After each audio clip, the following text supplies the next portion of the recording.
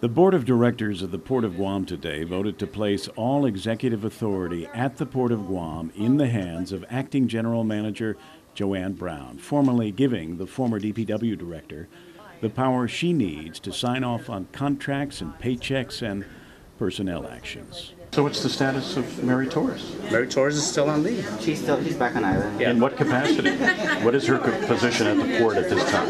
She is a general manager at the port on leave. The powers, again, are vested presently in accordance with the directive of the board for the general continued operations of the port and also for all of the personnel matters and other panoply of issues that we're contending with reside with Senator Brown.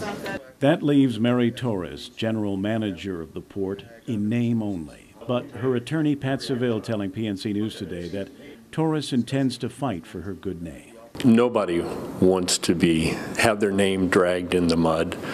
There's been a lot of rumor and innuendo against Mary, and frankly, she's furious. At an emergency port board meeting last Monday, Brown was appointed as acting port GM following last Thursday's announcement by the governor's office that there are serious allegations and evidence of impropriety and corruption at the port.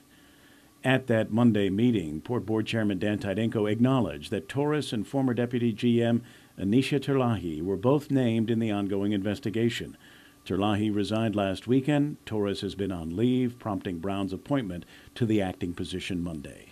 She's got a very good reputation in this community. She's done a great job in the agencies where she's worked, and she values her good name. And what's gone on is just made her furious for very good reason. Torres was originally scheduled to return to work as general manager of the port today, but Seville explained that the port board asked her to extend her leave for another 6 days. Mary, as you know, has been asked by the board to extend her leave for 6 days.